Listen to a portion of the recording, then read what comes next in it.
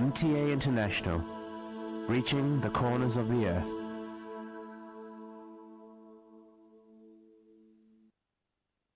صلی علی رسولنا صلی علی محمد صلی علی نبینا صلی علی محمد صلی علی کریمنا صلی علی محمد صلی علی حبیبنا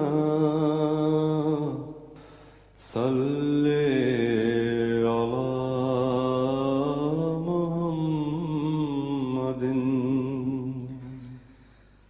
صلی علی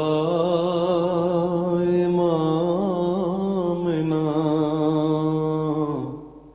صلی علی محمد صلی علی نبینا صلی علی محمد صلی علی رسولنا صلی علی محمد صلی علی شفیعنا صلی علی محمد صلی علی کریمنا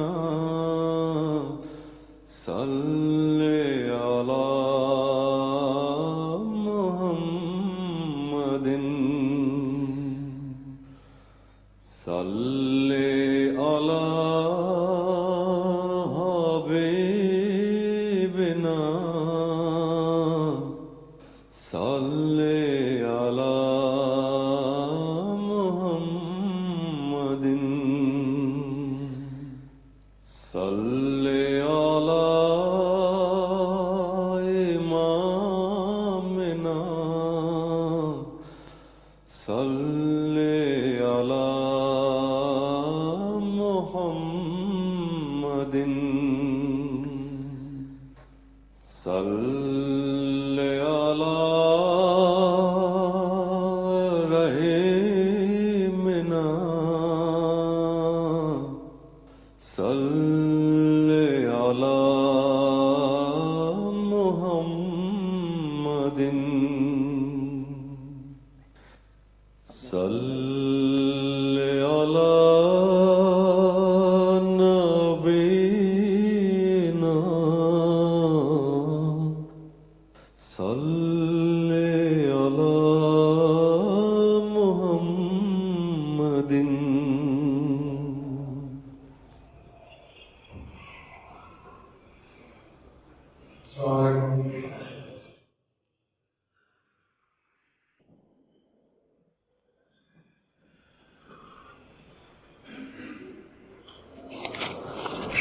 السلام علیکم ورحمۃ اللہ.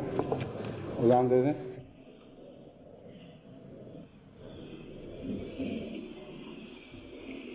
اللہ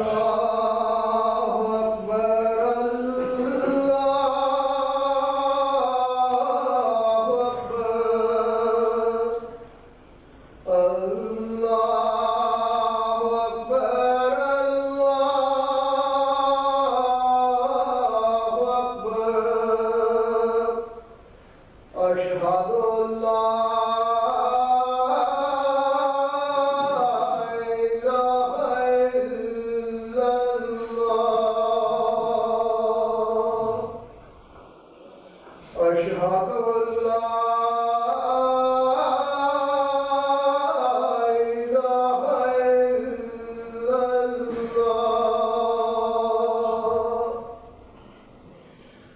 أشهد أن محمدا رسول الله أشهد أن محمدا رسول الله حي على الصلاة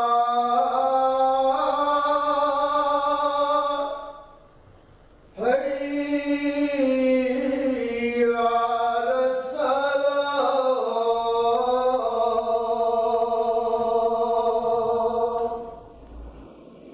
حي على الفلاح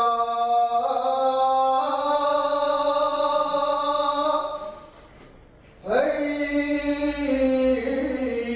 على الفلاح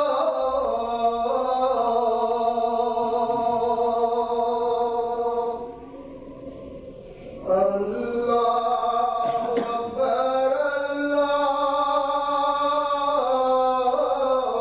أكبر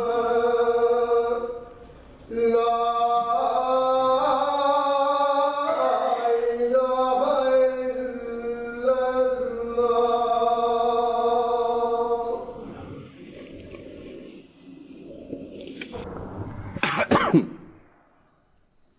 أشهد أن لا إله إلا الله وحده لا شريك له وأشهد أن محمدا عبده ورسوله أما بعد فأعوذ بالله من الشيطان الرجيم بسم الله الرحمن الرحيم الحمد لله رب العالمين الرحمن الرحيم مالك يوم الدين إياك نعبد وإياك نستعين اهدنا الصراط المستقيم صراط الذين أنعمت عليهم غير المغضوب عليهم ولا الضالين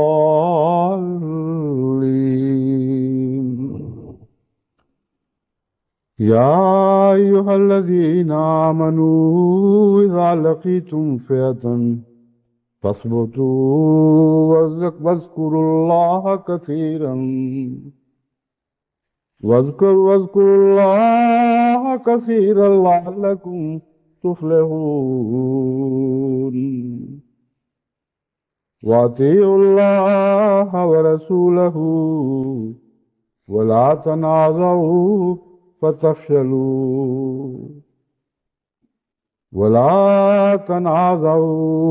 فتفشلوا وتذهب ريحكم واصبروا إن الله مع الصابرين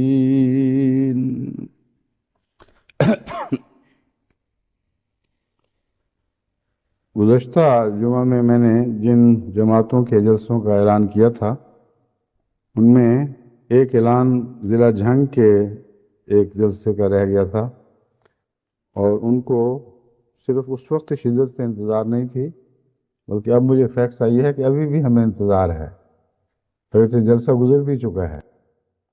تو بہرحال ان کا بھی ذکر خیر چلے تو کوئی حرج نہیں، اللہ ان کو بہترین خدمت کی توفیق بخشے اور نیک مجالس سے زیادہ استفادے کی توفیق بخشے۔ جلسہ سالانہ جماعت احمدیہ بنگلہ دیش آج سے شروع ہو رہا ہے۔ ان کو خصوصیت سے اپنی دعاؤں میں یاد رکھیں۔ یہ چھوٹی کمزور جماعتیں ہیں، یعنی دنیاوی لحاظ سے، عدد کے لحاظ سے، اموال کے لحاظ سے، لیکن اللہ کے فضل کے ساتھ ایمان کی دولت سے اس طرح مالا مال ہیں اور اتنا غیر معمولی ان میں توکل ہے اور اس قدر دین کی غیرت ہے کہ تھوڑے ہوتے ہوئے شیروں کی طرح سامنے ڈٹ کھڑے ہو جاتے ہیں۔ جب پچھلے دنوں مجلس تحفظ نبوت والوں نے اور احراریوں نے کھلے عام دھمکیاں دیں کہ ہم فور بخشی بازار مسجد کو جلانے کے لیے آ رہے ہیں اور لاکھوں کا مجمع حملہ آور ہوگا، اس کے مقابل پر یہ ہر طرف سے 400 کی ایک چھوٹی سی نفری اکٹھی ہوئی۔ ہم سب نے عہد کیے کہ تمام جان دے دیں اور ایک بھی پیٹھ نہیں دکھائے اور ہنستے ہوئے کلمہ پڑھتے ہوئے جان دیں گے اور فخر کریں گے۔ اور ان کے عزیزوں نے بھی بڑی شان کے ساتھ ان کو بھیجا۔ ان کی مائیں راضی تھیں، ان کی بہنیں راضی تھیں، ان کی بیٹیاں راضی تھیں، اگر بچے تھے تو ان کے سب عزیز پوری طرح موت کو آنکھوں میں آنکھیں ڈال کر دیکھ رہے تھے، مگر اس موت کو جس کا نام اللہ نے زندگی رکھا ہے، اس موت کو جس کا نام خدا نے ہمیشہ کی زندگی رکھا ہے، اور ایسی زندگی جو مرنے کے مان بعد عطا ہوتی ہے۔ کچھ ایک تو زندگی ایسی ہے جو مرنے کے لمبے عرصے کے بعد رفتہ رفتہ پرورش پاتی ہے۔ بس یہی ایک بڑا فرق ہے شہادت کی زندگی اور دوسری زندگی میں جو مرنے کے بعد لازماً سب کو عطا ہوگی۔ قرآن کریم نے فرمایا ہے وَلَٰكِن لَا تَشْعُرُونَ، وہ زندہ ہیں بل احیاء، لیکن تمہیں پتہ نہیں لگ رہا، تم سمجھ نہیں سکتے کہ کیسے زندہ کیے گئے ہیں۔ اسی طرح حضرت اقدس محمد مصطفیٰ صلی اللہ علیہ وآلہ وسلم نے جو بعض شہداء کو جنت میں پھرتے دیکھا، ایک لنگڑے شہید تھے، ان کے متعلق فرمایا وہ جنت میں پھدکتا پھر رہا تھا اور خدا اس سے بہت راضی تھا۔ یہ جب واقعہ سنا تو ان کے بیٹے کے سب غم بھول گئے۔ اس نے کہا اس سے بڑی کیا سعادت ہو سکتی ہے؟ تو جن لوگوں کو خدا زندہ کہہ دے وہ کیسے مر سکتے ہیں؟ کوئی ایسا نظام جاری ہے کہ شہید کی زندگی مان بعد اسی طرح جاری رہتی ہے جیسے پہلے تھی، یعنی اس کا شعور کو اللہ تعالیٰ مرنے نہیں دیتا، اس کو مٹنے نہیں دیتا، اور یہ ایک بہت عظیم سعادت ہے۔ بس بنگلہ دیش کی جماعت نے اس سعادت کو نہ صرف سمجھا بلکہ اسے بڑی خوشی سے سینے سے لگایا، اس سے قبول کیا اور اس کے لیے تیار رہے، اور ہمیں اس بارے میں ادنا بھی شک نہیں کہ وہ اپنے دعوی میں سچے تھے۔ البتہ دعا یہی تھی کہ اے اللہ ان کو اسی زندگی میں شہادت کی سعادت عطا فرما دے، تو تجھ سے یہ بھی تو بعید نہیں، کیونکہ ان کو اگر اپنی جانوں کی ضرورت نہیں تیری راہ میں تو ہمیں ان کی ضرورت ہے۔ بس اللہ نے اس دعا کو بھی قبول فرما لیا اور ان کو کوئی آنچ نہیں آئی۔ حالات نے پلٹا کھایا، رائیں تبدیل کر دی گئیں، سارے ملک کے اخباروں نے اتنی شدت اور زور کے ساتھ اس تحریک کے خلاف مقالے لکھے، ایڈیٹوریل جاری کیے اور اس تحریک کا تجزیہ کر کے اسے گندی ناپاک تحریک قرار دیا جو اسلام کے نام کو بدنام کرنے والی ہے، انسان کو انسان سے کاٹنے والی ہے۔ بڑی جرأت سے اعلان کیا کہ ہم ہرگز برداشت نہیں کریں گے کہ کسی نام پر بھی بنگلہ دیشی کو بنگلہ دیشی سے کاٹ کے الگ کیا جائے۔ ہم ایک قوم ہیں، ایک قوم رہیں گے، اپنی وحدت کی حفاظت کرنا جانتے ہیں۔ بڑے عظیم الشان مقالے اللہ تعالیٰ نے ان کو لکھنے کی توفیق بخشی، یہاں تک کہ وہ سب جو پہلے ان کی مدد پر آمادہ بیٹھے تھے، یا وہ سیاستدان جو ان کے روب میں آ کر ان کے خلاف کوئی لفظ نہیں بول سکتے تھے، ان کے اندر جان پڑنی شروع ہو گئی، وہ بھی اٹھ کھڑے ہوئے۔ جنہوں نے ان سے وعدے کیے تھے کہ ہم تمہارے جلسوں پر آئیں گے، وہ اپنے وعدوں سے منحرف ہوئے اور انہوں نے کہا ہم نہیں آ سکتے۔ کس طرح اللہ تعالیٰ نے تقدیر بدل دی، یا تقدیر تو نہیں بدلی، یعنی اپنی تقدیر سے ان کی تدبیر بدل دی۔ یہ ہے اللہ تعالیٰ کا فضل جو دعاؤں کی صورت میں جماعت احمدیہ پر ہمیشہ نازل ہوتا رہا ہے، آئندہ بھی انشاءاللہ ہمیشہ نازل ہوتا رہے گا۔ میں بنگال کی جماعتوں کو نصیحت کرتا ہوں کہ شکر کے دور میں داخل ہوں، اور اللہ نے جو ان پر فضل فرمائے ہیں ان کا کثرت سے خدا کا ذکر کر کے شکر کریں، اور ذکر الہی کو اس جلسے میں بھی بلند رکھیں، اور جلسے کے بعد بھی گھروں کی طرف واپس جاتے ہوئے ذکر کرتے ہوئے لوٹیں، گھروں کو بھی ذکر سے بھر دیں، کیونکہ اللہ تعالیٰ کا جب ذکر کیا جائے تو اللہ آسمان پر ان کا ذکر فرماتا ہے جن کا زمین پر ذکر کیا جاتا ہے، جو ذکر پر زمین پر خدا کا ذکر کرتے ہیں، اور وہ ذکر صرف آسمان ہی پر نہیں رہتا۔ حضرت اقدس محمد مصطفیٰ صلی اللہ علیہ وآلہ وسلم ہمیں خبر دیتے ہیں کہ جب خدا ذکر کرتا ہے تو اس کے فرشتے ذکر کرتے ہیں، اور وہ ذکر لے کر زمین پر اترتے ہیں، اور پھر لوگوں کے دلوں میں ان کا ذکر جاری کیا جاتا ہے جو خدا کا ذکر کرنے والے تھے۔ بس یہ وہ انعامات کا سلسلہ ہے جو ایک انعام سے پھوٹتا ہے دوسرے انعام پر منتج ہوتا ہے، دوسرے انعام سے پھوٹتا ہے تیسرے انعام پر منتج ہوتا ہے، ایک لامتناہی لازوال سلسلہ ہے جو ذکر سے چلتا ہے، اور انسان کو نہ صرف نئی زندگی عطا کرتا چلا جاتا ہے بلکہ اس کے درجات اس دنیا ہی میں بلند تر ہونے لگتے ہیں، کیونکہ ذکر کے ذریعے انسان سب رفتیں حاصل کر سکتا ہے اور کرتا ہے۔ ذکر کے ذریعے خدا سے تعلق باندھنے کا ایک یہ مطلب ہے کہ اس کی صفات کا جلوہ انسان پر اترتا ہے، اور اس کا جلوہ انسان کو کہ اس کی صفات کو ڈھانپ لیتا ہے۔ بس اس پہلو سے میں آپ کو یہی نصیحت کرتا ہوں کہ آج کل چونکہ ذکر ہی کے مضمون پر خطبات جاری ہیں، اس لیے آپ خاص طور پر ذکر الہی کے ذریعے اللہ تعالیٰ کا شکر ادا کریں، اور اس سے یہ دعا مانگیں کہ آپ کی نیکیوں کی حفاظت فرمائے، ان کو آپ کو ثابت قدم بنائے اور صبر عطا کرے۔ صبر سے مراد صرف تکلیف پر صبر نہیں، بلکہ اصل اور اعلیٰ مراد نیکی پر صبر ہے۔ صبر کی جو سچی اور اعلیٰ تعریف حضرت اقدس محمد مصطفیٰ صلی اللہ علیہ وآلہ وسلم نے فرمائی، اور قرآن کریم کے مضمون ہی کو اپنے الفاظ میں بیان فرمایا، وہ یہ ہے کہ نیکیوں پر انسان ثابت قدم ہو جائے، ان کو پکڑ کے بیٹھ رہے۔ بس اس پہلو سے آپ اپنی نیکیوں پر صبر کریں، لیکن صبر کے لیے اللہ تعالیٰ سے استعانت کریں، اس سے دعا کریں کہ وہ آپ کو توفیق بخشے کہ آپ صبر کرنے والے ہوں۔ آپ نے جو نیکیاں اختیار کی ہیں ان پر اگر صبر کر جائیں گے تو آئندہ کے لیے ہمیشہ یہی صبر آپ کی ڈھال بن جائے گا۔ اور ان اللہ مع الصابرین کے مضمون کو آپ بار بار اپنے حال پر اطلاق پاتے دیکھیں گے۔ ان اللہ مع الصابرین فرماتا ہے اللہ تعالیٰ، اور یہ مضمون جو ہے وہ جزا کے مضمون سے اعلیٰ تر مضمون ہے۔ اللہ ان کے ساتھ رہتا ہے، کیونکہ انہوں نے پہلے غموں پر خدا کی خاطر صبر کیا تھا، اس لیے آئندہ غموں سے حفاظت کے لیے خدا ساتھ رہنے لگ جاتا ہے۔ فرشتوں کے نزول کے مضمون سے بھی یہ بالا تر ہے۔ بس صبر ایک بہت عظیم نیکی ہے اور بہت عظیم خوبی ہے۔ اگر اللہ تعالیٰ سے وَاسْتَعِینُوا بِالصَّبْرِ وَالصَّلَاةِ فرمایا ہے، اب دیکھیں یہاں صلاۃ کا لفظ بعد میں رکھا اور صبر کا پہلے کر دیا، حالانکہ صلاۃ ہر نیکی کی کنجی ہے، لیکن وَاسْتَعِینُوا بِالصَّبْرِ وَالصَّلَاةِ، صبر کے ساتھ اللہ تعالیٰ سے مدد مانگو اور صبر کی دعا مانگو، صبر عطا ہونے کی دعا مانگو، اور نماز کے ذریعے اس مضمون کو مزید تقویت دو۔ تو اللہ تعالیٰ آپ کو صبر کا بہترین مضمون سمجھنے اور اپنی زندگیوں میں اسے جاری کرنے کی توفیق بخشے۔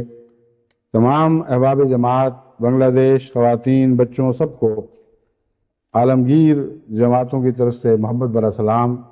ہماری دعائیں آپ کے ساتھ ہیں، آپ کی دعائیں ہمارے ساتھ رہیں۔ اب ذکر کے مضمون میں نے جو آیات تلاوت کی تھیں ان کے تعلق میں چند باتیں آپ کے سامنے رکھتا ہوں۔ ایک عربی شاعر کہتا ہے ذکرتو کہ والخطیو یخطر بیننا وقد نہلت من المشقۃ السمر فواللہ ما ادری وانی لصادق اداء ارانی من حبابک ام سحر، کہ اے میری محبوبہ میں نے تجھے اس وقت بھی یاد کیا جب خطی نیزے ہم پر چل رہے تھے اور ان خون آلود نیزوں نے ہمارے خون پیے ہوئے تھے۔ یہ لفظ غالباً مشقت غلط لکھا گیا، میرا خیال مثنیٰ ہوگا، مثنۃ السمر، مشقت ہی ہے۔ خدا کی قسم مجھے سمجھ نہیں آ رہی کہ آیا مجھے تیرے عشق کی وجہ سے کوئی بیماری لگ گئی ہے یا تیرے حسن کا جادو یہ کرشمے دکھا رہا ہے، اور یہ بات خدا گواہ ہے کہ میں سچ کہہ رہا ہوں۔ یہ مضمون دنیاوی شعراء کے حق میں تو اللہ بہتر جانتا ہے کس حد تک پورا ہوتا ہے۔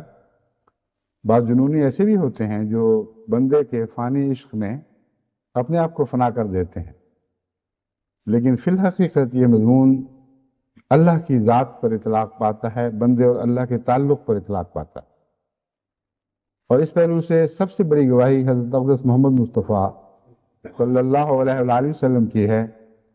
یہ شاعر تو اپنے متعلق کہتا ہے کہ میرا عشق شاید بیماری بن گیا ہے، مگر حضرت اقدس محمد مصطفیٰ صلی اللہ علیہ وآلہ وسلم کے متعلق کفار یہ گواہی دیا کرتے تھے کہ عشق محمد الربہ، کہ محمد کو تو اپنے رب سے عشق ہو گیا ہے، اور اس عشق کو بیماری کے طور پر بھی پیش کیا کرتے تھے، کہتے ہیں بیمار ہے، مجبور ہے، اس کو جنون ہو چکا ہے، اور وہ عشق کا جنون ہے۔ بس حقیقت میں جب سچا عشق ہو تو یہ کیفیات ضرور پیدا ہوتی ہیں، اور سخت تکلیف کے وقت بھی جبکہ دنیا کی دوسری چیزیں بھول چکی ہوتی ہیں اس وقت بھی اپنا محبوب ضرور یاد رہتا ہے اور بشدت یاد آتا ہے۔ اور جو دنیا کے لوگ ہیں ان کو تکلیفوں کے وقت اپنے دنیا کے محبوب یاد آتے ہیں، جو اللہ والے ہیں ان کا ذہن زیادہ سے زیادہ اللہ کی طرف جھکتا ہے۔ لیکن ایک فرق ہے ان دونوں باتوں میں، اللہ کی طرف مشقتوں اور تکلیفوں کے وقت بعض اوقات دہریوں کے ذہن بھی چلے جاتے ہیں، وہ بھی سمجھتے ہیں کہ شاید اس راہ سے ہماری نجات مل جائے، اگر کوئی ذات ہے اور ہماری آواز سن رہی ہے تو ہو سکتا ہے ہمیں بخش دے اور ہمیں اس مصیبت سے نجات بخش دے۔ اللہ تعالیٰ قرآن کریم میں فرماتا ہے کہ ہم بعض دفعہ ایسی ہوائیں چلاتے ہیں جو نرم خو اور اچھی اچھی ہوائیں چل رہی ہوتی ہیں، کشتی والے سمندر میں سفر کرتے ہیں، یہاں تک کہ ان ہواؤں میں تیزی آ جاتی ہے اور ہوائیں تند ہو جاتی ہیں اور خوفناک طوفان میں بدل جاتی ہیں۔ اس وقت وہ دعا کرنے والے گریہ وزاری سے خدا کی طرف جھکتے ہیں کہ اے خدا اگر تو ہمیں اب بچا لے تو ہم تیرے شکر گزار بندے بنیں گے، یا نیکیوں کے دعوے کرتے ہیں ہم یہ کریں گے۔ اللہ جانتا ہے کہ جب وہ خشکی پہ جائیں گے تو ایسا نہیں کریں گے، پھر وہ اپنے شرک اور کفر کی طرف لوٹ جائیں گے، مگر اللہ پھر بھی ان کی اس دردناک پکار کو سن لیتا ہے۔ تو ایسے بھی لوگ ہیں جو مصیبت کے وقت اور تکلیف کے وقت، اور ہو سکتا ہے جنگ کی شدت کے وقت بھی اللہ کا نام لیتے ہوں، مگر اسے ذکر الہی نہیں کہا جاتا، وہ اپنی ذات کا ذکر ہے۔ اپنی جان کو بچانے کے لیے جیسے فرعون نے غرق ہوتے وقت خدا کا نام لیا تھا، وہ روح کی خاطر نہیں بلکہ بدن کی خاطر ہے۔ اللہ ان آیات میں جن عشاق کا ذکر فرما رہا ہے یہ وہ لوگ ہیں جو جانیں بچانے کے لیے خدا کو یاد نہیں کرتے بلکہ جانیں پیش کرنے کے لیے کرتے ہیں۔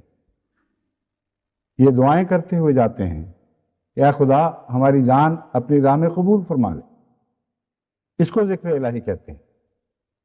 یہ ہے محبوب کا ذکر جو اس شان کے ساتھ حضرت اقدس محمد مصطفیٰ صلی اللہ علیہ وآلہ وسلم اور آپ کے صحابہ کے حق میں پورا ہوا ہے کہ تمام عالم میں اس کی مثال آپ کو دکھائی نہیں دے گی۔ ان آیات کا ترجمہ یہ ہے، میں ترجمہ کرنا بھول گیا تھا، یا ایھا الذین آمنوا اذا لقیتم فئۃ فاثبتوا واذکروا اللہ کثیرا لعلکم تفلحون، کہ اے وہ لوگ جو ایمان لائے ہو، جب تمہاری جنگ میں مٹھ بھیڑ ہو کسی گروہ سے، فاثبتوا، تو ثابت قدم رہو اور اللہ کا بہت کثرت سے ذکر کیا کرو، لعلکم تفلحون، تاکہ تم کامیاب ہونے والے ہو، واطیعوا اللہ ورسولہ، اور اللہ اور اس کے رسول کی اطاعت کرو، ولا تنازعوا، اور آپس میں پھٹو نہیں، جھگڑے نہ کرو، فتفشلوا، اس سے تم منتشر ہو جاؤ گے، پیٹھ دکھا کے بھاگ جاؤ گے، کمزور ہو جاؤ گے۔ تفشلوا کا اصل مطلب تو ہے کہ بزدلی دکھانا، کمزوری دکھانا، تو تم کمزوری دکھا دو گے پھر، وَتَذْهَبَ رِيحُكُمْ، اور تمہاری پھونک نکل جائے گی۔ جیسے کہتے ہیں بڑا پھونکی ہے یہ، تو حقیقت میں مومن کو جو روب عطا ہوتا ہے وہ اس کی ذاتی خوبیوں کا روب نہیں ہوتا، اللہ سے تعلق کے نتیجے میں وہ روب پیدا ہوتا ہے، اور جتنی اس کی ذات ہے اس سے بہت بڑی دشمن کو دکھائی دیتی۔ جماعت احمدیہ کا ہمارا 100 سالہ تاریخ، اس سے زیادہ کی تاریخ ہو چکی ہے، اب یہی تجربہ ہے کہ جماعت بہت تھوڑی بھی ہو تو اللہ کے فضل سے اس کا روب بہت ہوتا ہے، اور خدا تعالیٰ جب جماعت کو کامیابیاں عطا فرماتا ہے تو ہم سے بہت زیادہ طاقتور دشمن اس سے بے قرار اور بے چین ہو کر کہنے لگتے ہیں کہ آ گئے، یہ غالب آ گئے، یہ غالب آ گئے، ان کو کسی طرح روکو، یہ ہماری تدبیروں سے تو نہیں روکتے۔ تو یہ جو تھوڑی سی بات پر اس قدر ان کا پریشان ہو جانا، یہ اس روب کی وجہ سے ہے جس کا قرآن کریم ذکر فرماتا ہے، اور محاورہ بڑا پیارا استعمال فرمایا ہے کہ تمہاری پھونک نکل جائے گی۔ اللہ کا ذکر گیا تو تم بھی گئے بیچ میں سے، تم تو اس کائنات کے ذرے کی طرح ہو جسے ایٹم کہا جاتا ہے، یعنی جس کا وجود آپ کو لاکھوں گنا زیادہ بڑا دکھائی دے رہا ہے، اگر اس کی پھونک نکال دی جائے تو چپک کے کچھ بھی باقی نہ رہے، یہ زمین ایک فٹ بال کے برابر ہو جائے۔ بس اسی طرح اللہ تعالیٰ کی روب سے، اللہ کی طرف سے مومنوں کو ایک روب عطا ہوتا ہے، اور اپنے وجود سے زیادہ بڑے ہو کر وہ دنیا کو دکھائی دیتے ہیں، لیکن ان کی مثال غبارے کی سی نہیں ہے، بلکہ ایٹم کی سی ہے، ان مالیکول سے کسی ہے جن کو اللہ تعالیٰ نے ان کے اپنے اصل حجم سے بہت زیادہ بڑا بنا کے دکھایا ہے۔ کیونکہ وہ ان کی بڑائی خدا تعالیٰ کی طاقت سے ہوتی ہے، اس لیے اللہ تعالیٰ فرماتا ہے اتقن کل شیء، ہم نے صرف ان کو بڑا ہی کر کے نہیں دکھایا، ہم نے ہر چیز کو بہت مضبوط بنایا ہے۔ تو جب تک اللہ تعالیٰ کی طرف سے یہ روب مومن کو عطا ہوتا ہے، نہ صرف یہ کہ وہ اپنی حیثیت سے بڑا دکھائی دیتا ہے، بلکہ اس بڑائی میں ظاہری طور پر خواہ اندر کچھ بھی نہ ہو، لیکن خدا کی طاقت اس کو نصیب ہوتی ہے، اس لیے واقعتاً وہ دشمن کے لیے ایک بہت بڑی ہیبت بن کے ابھرتا ہے، اور جب دشمن سے ٹکراتا ہے تو وہ تاریخ بار بار گواہی دیتی ہے کہ اللہ کے فضل کے ساتھ کم من فئۃ قلیلۃ غلبت فئۃ کثیرہ، کتنے ہی تھوڑے چھوٹے چھوٹے گروہ ہیں بالکل معمولی حیثیت کے جو بڑی بڑی قوتوں کے اوپر غالب آ گئے۔ بس یہ اللہ تعالیٰ فرما رہا ہے کہ تم اللہ کا ذکر کرنا لعلکم تفلحون، تاکہ تم اس ذکر کی برکت سے کامیاب ہو۔ کامیابیاں ذکر سے عطا ہوتی ہیں، اور ذکر ہی ہے جو انسان کو روب عطا کرتا ہے، اور اس ذکر کے ساتھ ایک لازم بات ہے اطیعوا اللہ و اطیعوا الرسول۔ اگر تم بظاہر ذکر کرتے ہو اور اللہ کی اطاعت نہیں کرتے، بظاہر ذکر کرتے ہو اور رسول کی اطاعت نہیں کرتے، تو یہ ذکر جھوٹا ہے۔ ولا تنازعوا، اور ہرگز تم آپس میں جھگڑا نہ کرو ورنہ بھاگ جاؤ گے، تفشلوا، تمہارے پاؤں پھسل جائیں گے، تم پیٹھ دکھا کر پیچھے چلے جاؤ گے۔ وَتَذْهَبَ رِيحُكُمْ، اور تمہاری پھونک نکل جائے گی، یعنی روک جاتا رہے گا۔ وَاصْبِرُوا، اور صبر کرو، ان اللہ مع الصابرین، اللہ تعالیٰ یقیناً صبر کرنے والوں کے ساتھ ہوتا ہے۔ حضرت اقدس محمد مصطفیٰ صلی اللہ علیہ وآلہ وسلم کے غزوات میں ہمیں یہی نظارہ دکھائی دیتا ہے کہ اللہ کے ذکر کے ساتھ آپ نے ہر غزوے میں شمولیت فرمائی، اور شدید جنگ کی کیفیت اور سختی کی حالت میں بھی ذکر اللہ ہی تھا جو دراصل آپ کی قوت کا راز تھا۔ جنگ بدر کے موقع پر بظاہر آپ جنگ میں خود جسمانی طور پر حصہ نہیں لے رہے تھے، مگر وہ جنگ ایک اس چھوٹے سے خیمے میں لڑی جا رہی تھی جہاں حضرت اقدس محمد مصطفیٰ صلی اللہ علیہ وآلہ وسلم ذکر الہی میں مشغول تھے، اور اس شدت کے ساتھ آپ پر رقت طاری تھی کہ روتے روتے بار بار کندھے کی چادر گرتی تھی، اور حضرت ابو بکر اٹھا کر اسے پھر واپس کندھے پر ڈالتے تھے۔ ایک عجیب کیفیت تھی، باہر جنگ ہو رہی ہے، یہاں خدا کے حضور گریہ ازاری کی جا رہی ہے، اور لوگ سمجھ رہے ہیں کہ رسول کریم صلی اللہ علیہ وسلم الگ بیٹھ کھڑے ہیں، حالانکہ حضرت صلی اللہ علیہ وسلم اس جنگ میں شامل تھے اور یہی وہ جنگ تھی، لیکن پھر آپ نے شرکت فرمائی۔ اس حالت میں سارا وقت نہیں گزارا، ان دعاؤں کے بعد ایک غیر معمولی طاقت حاصل کر کے شرکت فرمائی، اور وہ جو مٹھی کنکروں کی اٹھا کر پھینکی ہے، اس مٹھی میں ایسی غیر معمولی طاقت پیدا ہو گئی کہ اللہ تعالیٰ فرماتا ہے وَمَا رَمَيْتَ إِذْ رَمَيْتَ وَلَكِنَّ اللَّهَ رَمَى۔ اے محمد، تو نے مٹھی نہیں چلائی تھی، تو اللہ سے طاقت لے کر باہر نکلا تھا، تیرا سارا وجود الہی طاقت کا مجسمہ بن چکا تھا۔ اس وقت جو مٹھی تیرے ہاتھوں نے چلائی تھی وہ اللہ کے ہاتھوں نے چلائی۔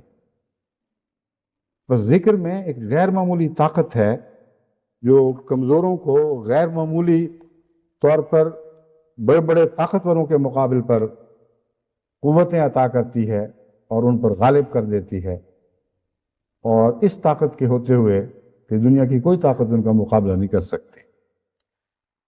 اس پہلو سے میں خاص طور پر آپ کو دعوت اللہ کے مضمون کے ساتھ اس مضمون کو ملانے کی تلقین کرتا ہوں۔ ہم بھی آج کل ایک عظیم جہاد میں مبتلا ہیں، اور ساری دنیا میں اس وقت دعوت اللہ کی ہوائیں چل رہی ہیں، اور چھوٹے بڑے مرد کیا اور عورتیں کیا سارے دن رات یہی سوچ رہے ہیں کہ کس طرح ہم بھی اس میں کامیاب حصہ لیں، اور ہمارے ذریعے بھی اللہ تعالیٰ کسی سعید روح کو دائمی زندگی عطا کرے۔ یہ وہ جہاد ہے جو جہاد اکبر ہے، ان معنوں میں کہ جو قتال ہے اس کے نتیجے میں دشمن کو مارا جاتا ہے، اور جہاد کے نتیجے میں دشمن کو زندہ کیا جاتا ہے۔ بس ان دونوں میں بہت نمایاں فرق ہے۔ کبھی خدا والے کسی دشمن کو مارنے کے درپے نہیں ہوتے سوائے اس کے کہ وہ مجبور کر دے اور وہ بے اختیار ہو جائیں، یہاں تک کہ یہ فیصلہ پھر کرنا پڑے کہ یا خدا کے منکر زندہ رہیں گے یا خدا والے زندہ رہیں گے۔ اسی مجبوری کے نتیجے میں جہاد قتال میں تبدیل ہوا کرتا ہے، ورنہ حقیقی جہاد جس کا قرآن کریم میں ذکر ہے وہ مردوں کو زندہ کرنے کا جہاد ہے، جس میں حضرت اقدس محمد مصطفیٰ صلی اللہ علیہ وآلہ وسلم ہمیشہ مصروف رہے، اور اللہ تعالیٰ نے مومنوں کو یہ بات سمجھائی، کھول کر سمجھائی کہ جب یہ رسول تمہیں اپنی طرف بلائے تاکہ تمہیں زندہ کرے تو تم لبیک کہا کرو، اس کی دعوت کو قبول کیا کرو۔ بس آج جماعت ایک عالمگیر زندگی کا پیغام لے کر نکلی ہے، ایک ایسے عالمگیر جہاد میں جھونک دی گئی ہے خدا کی طرف سے، جس میں ہر چھوٹا بڑا مردوں کو زندہ کرنے کی اذان بلند کر رہا ہے، اور مردوں کو اپنی طرف بلا رہا ہے کہ آؤ اور اللہ کے فیض کے ساتھ حضرت محمد رسول اللہ صلی اللہ علیہ وسلم کی برکت سے آج بھی تم زندہ کیے جاؤ گے۔ یہ نہ سمجھو کہ اس رسول کو زندگی کا معجزہ، زندہ کرنے کا معجزہ 1400 سال پہلے دیا گیا تھا، اور اب یہ معجزہ مر چکا ہے. جیسے وہ رسول آج بھی زندہ ہے، اس کے تمام معجزات زندہ ہیں، اور آج بھی حضرت محمد رسول اللہ صلی اللہ علیہ وآلہ وسلم کے دم سے ہی تمام دنیا کو شفا مل سکتی ہے. آپ کے اعجاز ہی سے یہ مردے زندہ ہو سکتے ہیں. اور اس اعجاز کا رنگ کیا تھا؟ وہ ذکر الہی تھا.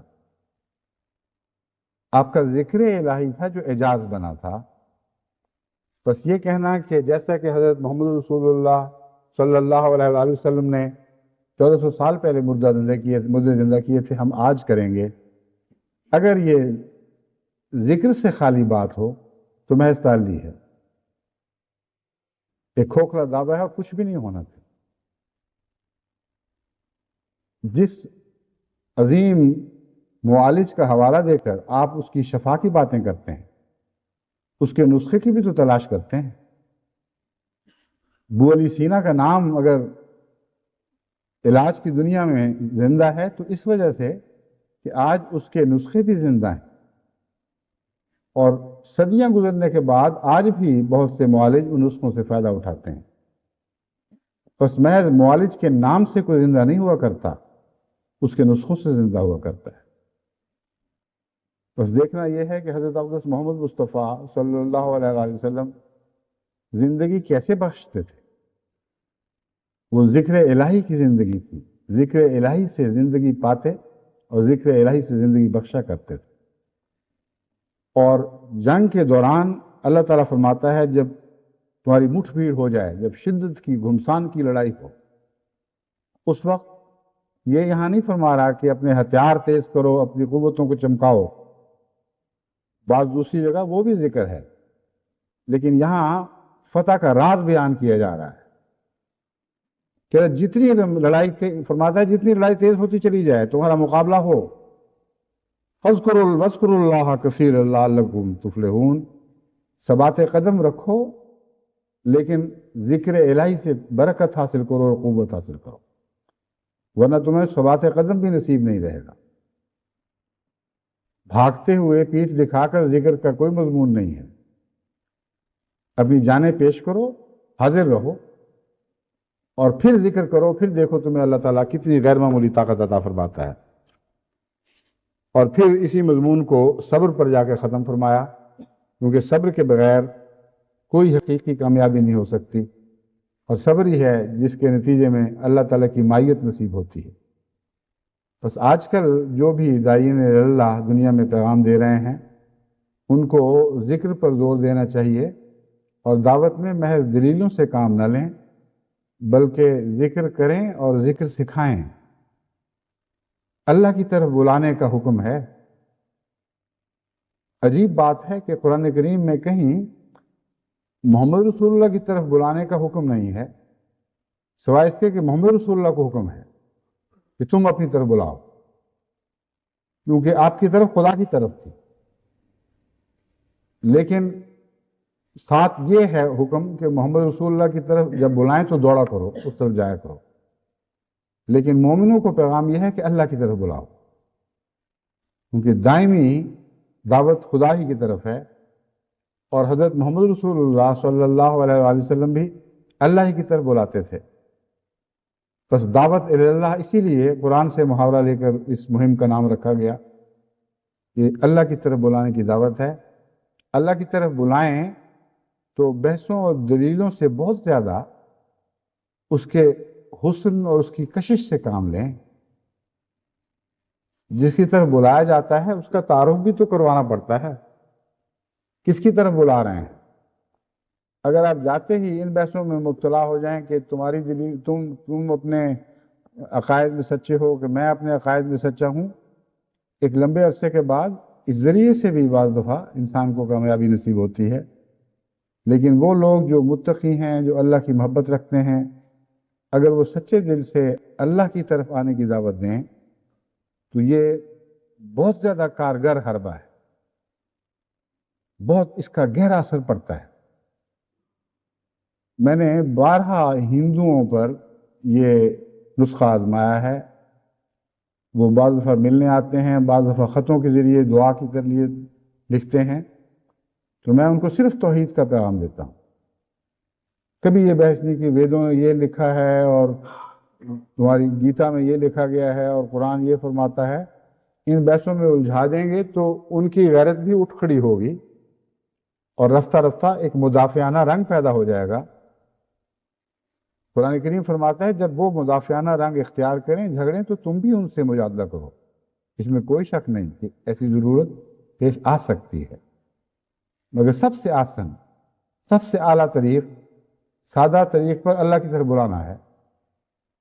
اور اس میں صرف ہندو ہی پیش نظر نہیں، تمام اقوام، تمام مذاہب سے وابستہ لوگوں کے لیے سب سے اچھا پیغام یہ ہے کہ ہم تمہیں اللہ کی طرف بلاتے ہیں. اللہ کی خاطر اپنے اندر پاک تبدیلیاں پیدا کرو، اللہ کی طرف جھکو، اس سے دعائیں مانگو، اور اگر تم ہمیں بد سمجھ رہے ہو تو اللہ سے دعا کرو کہ ہمیں بھی صحیح سچا راستہ عطا ہو، اور اگر ہم سچے ہیں تو اللہ سے دعا کرو کہ تمہیں بھی اس راستے پہ ڈال دے. یہ جو دعا ہے، یہ طریق ہے تبلیغ کا. اس سے کوئی اشتعال نہیں پیدا ہوتا، اس سے اشتعال ٹھنڈے پڑتے ہیں، طبیعت میں اس سلجھاؤ پیدا ہوتا ہے، انسان زیادہ سنجیدگی سے غور پر آمادہ ہوتا ہے. بس جیسا کہ میں نے ذکر کیا ہے، جتنے بھی ہندوؤں سے مجھے واسطہ پڑا ہے، جب میں نے توحید کی طرف انہیں بلایا ہے تو طبی طور پر ان کا رد عمل مثبت تھا، کبھی بھی مخالفانہ رد عمل نہیں ہوا. اور کئی ایسے ہیں جو اللہ کے فضل سے جماعت میں داخل ہو چکے ہیں، کئی ایسے ہیں جو ابھی داخل نہیں ہوئے لیکن دعا کے لیے لکھتے ہیں کہ ہمیں توفیق دے، اللہ ہمت عطا کرے. کئی ایسے ہیں جنہوں نے ہمارے سیٹلائٹ میں چندے بھی دینے شروع کر دیے ہیں، اور ہندو ہیں لیکن خطبے سنتے ہیں، ہندو ہیں لیکن دعا کے لیے ہمیں لکھتے ہیں، ہندو ہیں لیکن کوئی مر جائے تو اس کی اخروی نجات کے لیے بھی ہمیں لکھتے ہیں. اس کا مطلب یہ ہے کہ اللہ سے جو تعلق انسان کی روح میں، فطرت میں ودیت کیا گیا ہے، وہ ایک ایسا دائمی سرچشمہ ہے جس سے آپ ہمیشہ فائدہ اٹھا سکتے ہیں. اور پیاسی روحوں کو اس چشمے کی طرف متوجہ کرنے سے وہ روحیں طبعاً اس کی طرف مائل ہونے پر آمادہ ہیں. الستو بربکم قالوا بلا. انسان کی پیدائش سے پہلے ہی اللہ تعالیٰ نے فرمایا، سب روحوں کو گویا ایک ایسے عالم میں اکٹھا کیا جس کا تصور ہمارے لیے ممکن نہیں.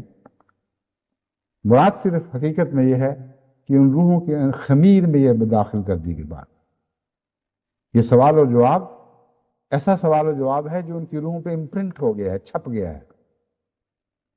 الستو بربکم، کیا میں تمہارا رب نہیں ہوں؟ قالوا بلا. ان سب نے کہا ہاں، کیوں نہیں، کیوں نہیں. بس وہ بلا کی آواز آج بھی روحوں سے آ سکتی ہے. الستو بربکم کا پیغام تو ان کو خدا کی طرف سے دیں.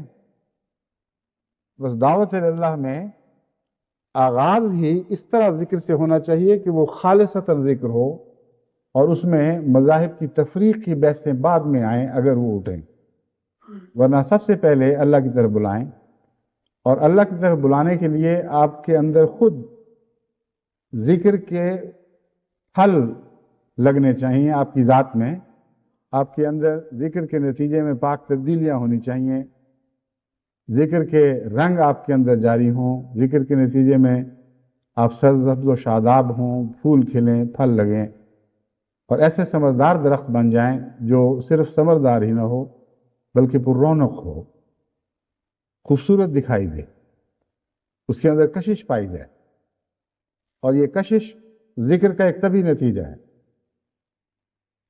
ایک شاعر کہتا ہے کہ مٹی میں جو تم خوشبو دیکھ رہے ہو، اس مٹی میں جو گلاب کے نیچے اس کے جڑوں کے آس پاس ہے، تو یہ نہ سمجھنا کہ یہ مٹی کی خوشبو ہے، یہ گلاب کی خوشبو ہے جو اس مٹی میں آ گئی ہے. بس ذکر الہی کی خوشبو تو گلاب کی خوشبو سے انگنت گنا زیادہ طاقتور ہے.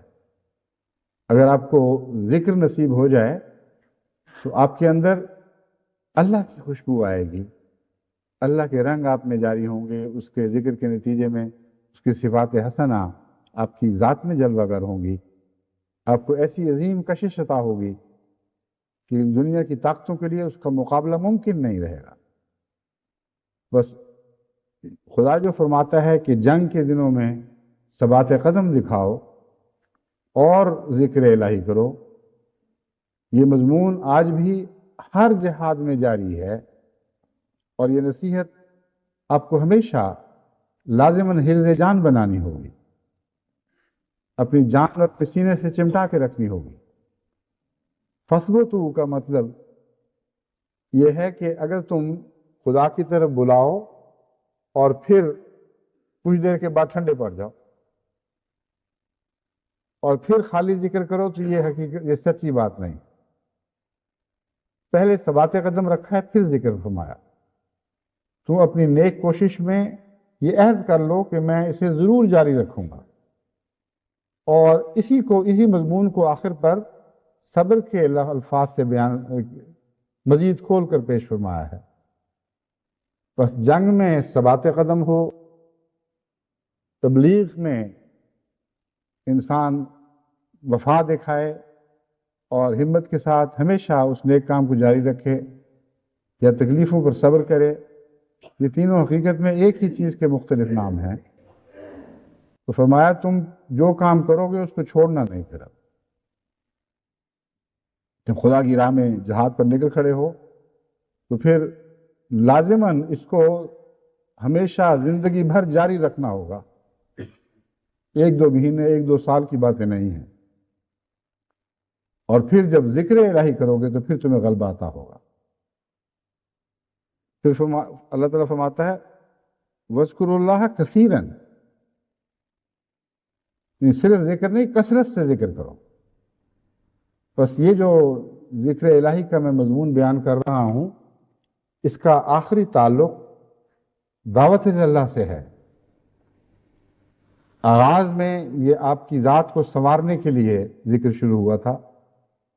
جب آپ بن سنور کر تیار ہو جائیں تو آپ میں الہی کشش پیدا ہو جاتی ہے، پھر آپ دعوت اللہ کے لیے نکلیں، پھر اس ذکر کو اور تیز کر دیں، تو یہ دنیا کی فتح تو چند قدم کی باتیں رہ جائے گی۔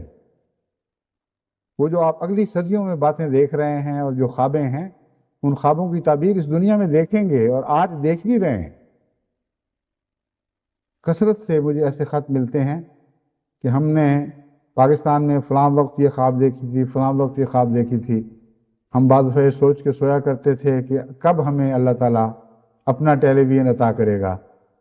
بعض ماؤں کا قصہ لکھتے ہیں کہ بڑی حسرت سے انہوں نے کہا کاش یہ لوگ جو ہماری مخالفت میں ٹیلی ویژن کو گندا کرتے ہیں، خدا ہمیں بھی موقع دے کہ ہم ٹیلی ویژن پر ذکر الہی بلند کرنے والے ہوں، دنیا کو پتہ لگے کہ ہماری حقیقت کیا ہے۔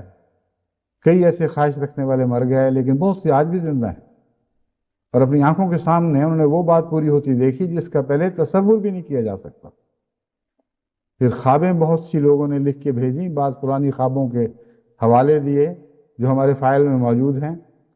اس وقت اس کی تعبیر میں نے یہی لکھا کہ اللہ مبارک کرے، کوئی خوشخبری معلوم ہوتی ہے، لیکن خود مجھے بھی یہ سمجھ نہیں آئی تھی کہ یہ لفظاً لفظاً پوری ہوگی، اور وہ جو نظارے ان لوگوں نے دیکھے تھے اللہ نے ویسے ہی دکھا دیے۔ تو آج خدا اتنا مہربان ہے جماعت احمدیہ پر اور بنی نوع انسان پر اس حوالے سے کہ جیسے زمین پر اتر رہا ہو، اس وقت اپنی کیفیت کو نہ بدلیں تو بڑی محرومی ہوگی۔ وہ وقت جو خاص خدا کی خاطر جہاد کے وقت ہوا کرتے ہیں، ان دنوں میں واقعی عرش زمین پر آ جاتا ہے، یعنی خدا اپنے تمام جلووں کے ساتھ انسان کے قریب تر آ جاتا ہے۔ بس تھوڑے سے ذکر سے بھی آپ کو بہت بڑی برکتیں عطا ہو سکتی ہیں، اور تھوڑا سا ذکر خود کثیر ہوتا چلا جائے گا، کیونکہ لڑائی میں کثیر کا مطلب یہ ہے ایک اس کا فطری تعلق ہے۔ اپنا پیارا خطروں کے وقت زیادہ یاد آتا ہے۔ وہ جو پہلے تھوڑا ذکر کیا کرتے تھے، وہ بھی جب موت کے خطرات کو اپنی آنکھوں کے سامنے دیکھتے ہیں تو وہ جو محبوب ہے وہ زیادہ یاد آنے لگ جاتا ہے۔ بس ایک دنیا کا شاعر اگر سچا ہے اور یہ کہتا ہے فواللہ ما ادری وانی لصادق، अदाउन अरानी मिन हिबाब के हम सेहरू, कि मैं खुदा की कसम सच बोल रहा हूँ, मैं झूठ नहीं कह रहा। तेरी मोहब्बत में मुझे क्या हो गया है, कोई तकलीफ पहुंची है या मैं पागल हो गया हूं, मुझे जादू हो गया हुस्न का, या मैं जो बीमारी किसी बीमारी ने आ लिया है। ये वो कैफियत है जो सच्चे इश्क से पैदा होती है और इससे फिर जिक्र फूटता है। और जितना गहरा मुसीबत का वक्त हो उतना ही जिक्र ज्यादा गहरा और कसीर होता चला जाता है। बस आज कसरत के साथ जिक्र के दिन आ रहे हैं, आ गए हैं, और हम रमज़ान के दरवाजे पर खड़े हैं। इस पहलू से मैं समझता हूं कि इस रमज़ान को खुसूसियत से दावत अल्लाह की खातिर कसरत ज़िक्र में तब्दील फरमा दें। यानी रोज़े तो वैसे ही ज़िक्र के लिए ख़ास हैं, लेकिन दावत अल्लाह के मज़मून को जहन में और क़ल्ब में मुस्तासिर करके, इसको याद रखते हुए, इसका ताल्लुक़ उस ज़िक्र से बांधते हुए जिसका कुरान करीम में अल्लाह ताला ने ज़िक्र फरमाया है कि जहाद के वक्त गैर मामूली तौर पर ज़िक्र किया करो। ज़िक्र करें क्योंकि आगे फिर थोड़े महीने रह गए हैं जलसा सालाना यूके तक, और अभी काम बहुत पड़ा हुआ है। यानी चंद महीने में आपने पूरे साल के फल लेने हैं। पहले 3 महीने जो गुज़श्ता जलसे के बाद गुजरे थे उसमें मैंने नसीहत की थी कि ज़्यादातर तवज्जो तरबियत की तरफ करें, और वाक़अतन उसका बहुत ही अच्छा नतीजा ज़ाहिर हुआ। हैरत अंगेज़ बाज़ ऐसे तजारिब हुए कि यूँ मालूम होता था कि अगर खुदा ताला ये तहरीक दिल में ना डालता तो जो हम पा रहे थे वो दूसरे रास्ते से खोते चले जाते। हज़ार हा की तादाद में थोड़े से इलाके में इस तरह अहमदी हुए हैं कि बाज़ जगह इलाके का इलाका 30-30, 40-40 हज़ार की आबादी पूरा अहमदी हो गया। अगर ये दूसरी तहरीक ना चलती और 3 महीने शिद्दत के साथ वहाँ तरबियत की मजालिस ना लगाई जाती तो जो हाल होता उसका सही तसव्वुर तो वो रिपोर्टें पढ़कर होता है कि जब ये अहमदी होने वालों के पास पहुँचे हैं तो कितनी जल्दी उनको खाली पाया। यानी अहमदियत कबूल कर लिए हैं, लेकिन उसके बाद कोई तवज्जो नहीं, कोई तब्दीली नहीं, कोई गैर मामूली नमाजों की तरफ तवज्जो नहीं, बदरस्में दूर करने की तरफ नहीं, जैसे थे वैसे ही रहे। और अगर ये कुछ हाल इस तरह रहे, कुछ देर इसी तरह रहते तो फिर इनका हाल बद से बदतर हो जाना था, और कुछ अरसे के बाद इनको याद भी न रहता कि वो क्या हुए थे। बस वो 3 महीने ज़ाया नहीं हुए, उनसे बहुत बरकत मिली है, और पूरे तरह शऊर के साथ ये लोग अब अपने पांव पर खड़े हो गए हैं, और इनमें निज़ाम जमात जारी हो गए हैं, मसाजिद के बाकायदा निज़ाम के ताबे इमाम मुकर्रर हैं, उनको इख्तिलाफी मसाइल जो पहले सरसरी से पता थे तफसील से समझाए गए हैं, उन्होंने एतराज़ात किए तो उनके जवाब दिए गए बड़ी मोहब्बत के साथ और अल्लाह के फजल के साथ। इल्ला माशाअल्लाह बाज़ जगह बाज़ दबाव के नीचे आकर कुछ लोग पीछे हटे, लेकिन वो 1000 में भी एक नहीं। लेकिन उस एक के मुकाबले पर 1000, मगर 1000 में से एक भी हो तो खुदा ने सैकड़ों और दिए। यानी तबलीगी मुहिम के दौरान, तब तरबियती मुहिम के दरमियान खुद ब खुद अल्लाह ताला फल अता करता चला गया। तो वो जो अरसा गुजरा है वो ज़ाया तो नहीं बल्कि बहुत ही मुबारक और समरदार अरसा था, लेकिन खालिसतन तबलीग की मुहिम के लिए नहीं था। फिर उसके बाद उन्होंने कुछ थोड़ा सा आराम किया, फिर तदबीरें सोचनी शुरू की। अब कुछ अपने पाँव पर खड़ी हुई हैं जमातें और तबलीग के लिए तेज़ी के साथ मायल हैं, तबलीग की तरफ तेज़ी के साथ कदम आगे बढ़ा रही हैं।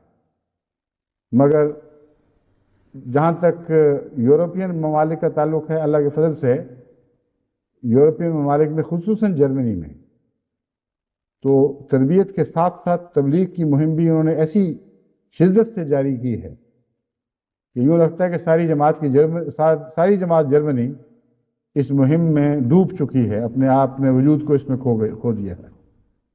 لیکن جب میں ساری کہتا ہوں تو میں جانتا ہوں بہت سے خلا ہوں گے، شاید سینکڑوں کیا شاید ہزاروں ایسے ہوں جن کو ابھی تک تبلیغ کا سلیقہ بھی نہ آتا ہو، جنہوں نے یہ کام نہ شروع کیا ہو، لیکن اللہ کا یہ ایک خاص سلوک ہے مومنوں سے کہ ان کا 10واں حصہ بھی اگر مستعد ہو جائے تو یوں معلوم ہوتا ہے کہ ساری کی ساری جماعت مستعد ہو گئی۔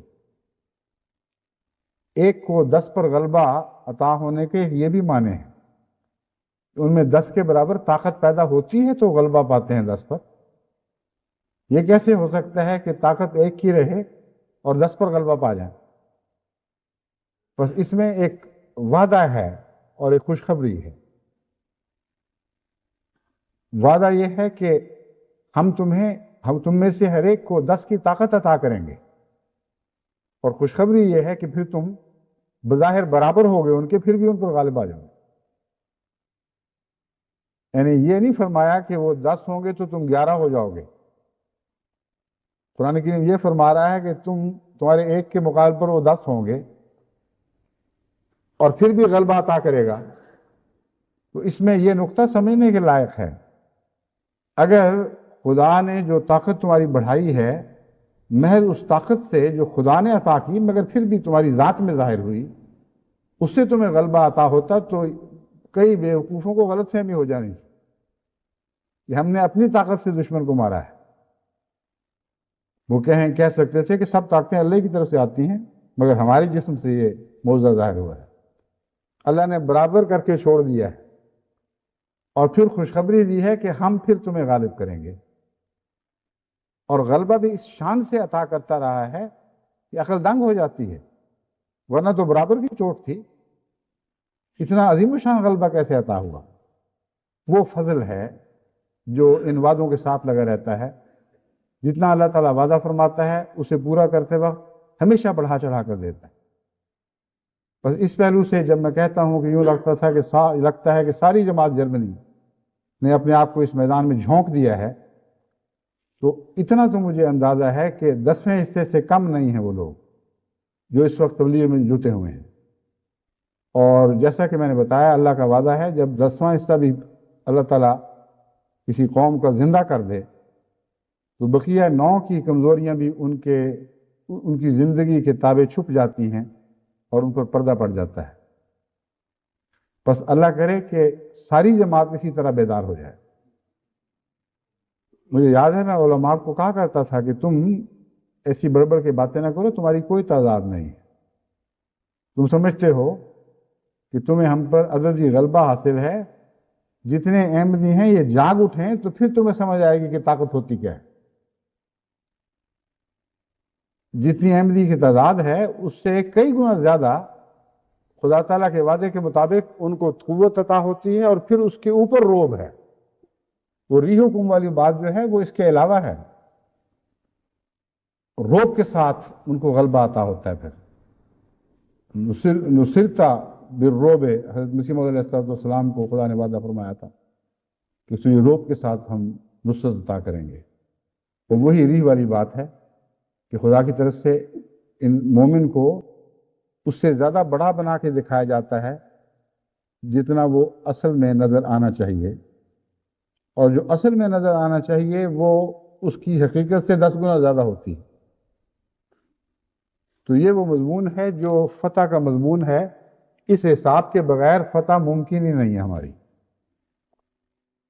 ہماری حیثیت کیا ہے، وہ کیا پیدی کا شوربہ کسی ملک میں بھی دیکھ لیں، ہماری ذاتی حیثیت ان سب باتوں کے باوجود کچھ بھی نہیں، لیکن سامان اللہ کر رہا ہے، غیب سے خدا کے فرشتوں کی فوجیں اتر رہی ہیں، ہر کام میں برکت پڑ رہی ہے، ہر کام ہماری طاقت سے زیادہ ہو کر رونما ہو رہا ہے۔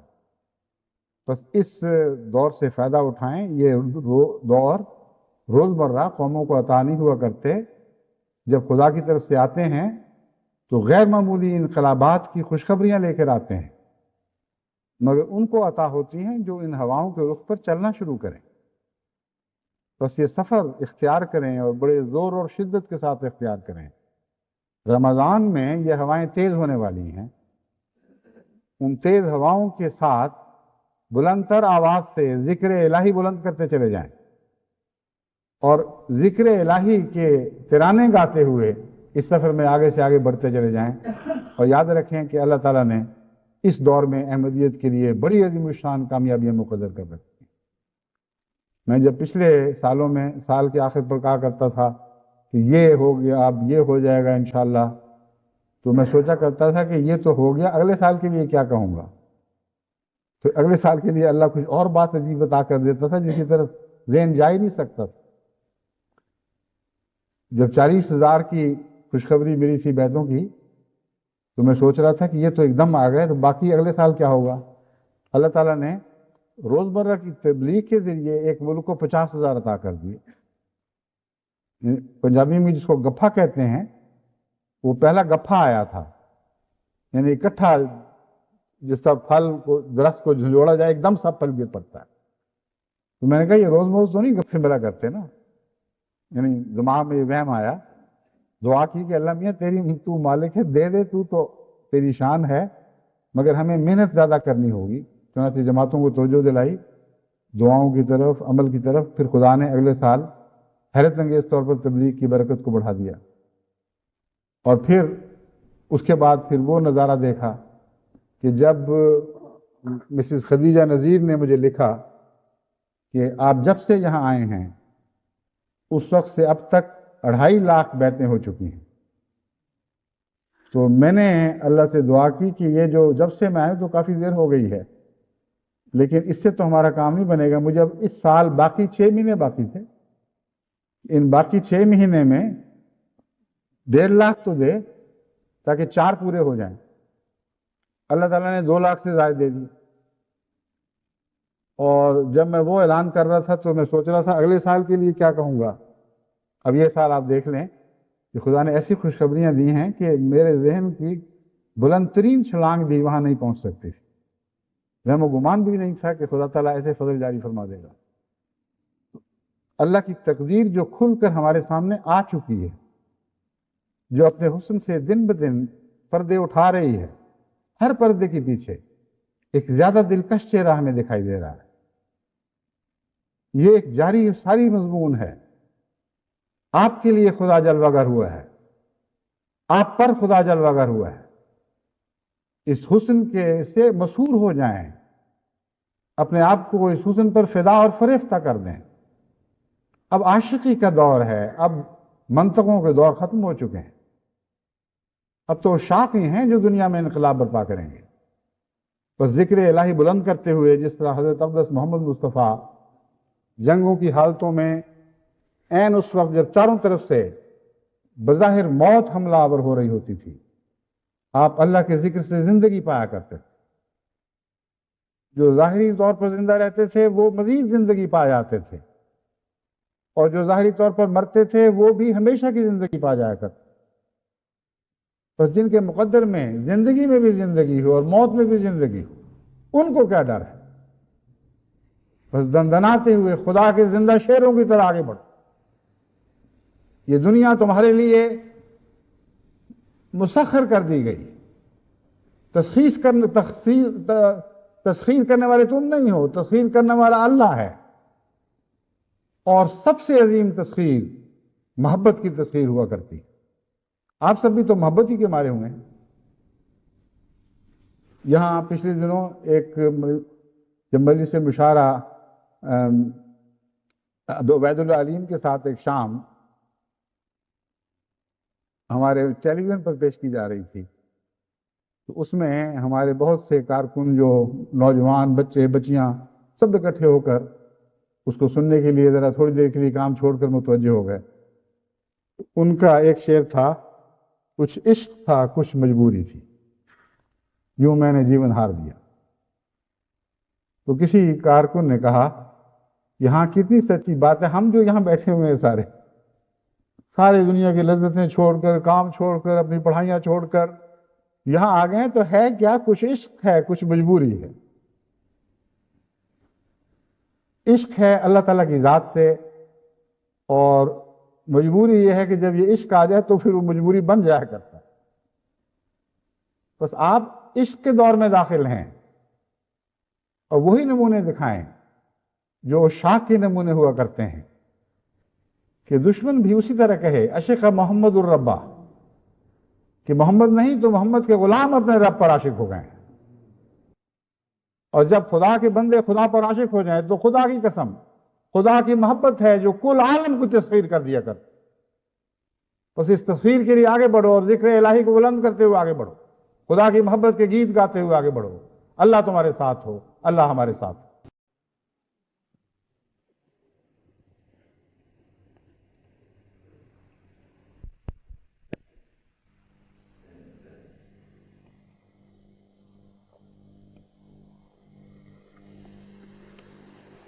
الحمد لله نحمده ونستعينه ونستغفره ونؤمن به ونتوكل عليه ونعوذ بالله من شرور أنفسنا ومن سيئات أعمالنا من يهده الله فلا مضل له ومن يضلله فلا هادي له ونشهد أن لا إله إلا الله وحده لا شريك له ونشهد أن محمدا عبده ورسوله عباد الله رحمكم الله إن الله يأمر بالعدل والإحسان وإيتاء ذي القربى وينهى عن الفحشاء والمنكر والبغي يعظكم لعلكم تذكرون اذكروا الله يذكركم وادعوه يستجب لكم ولذكر الله أكبر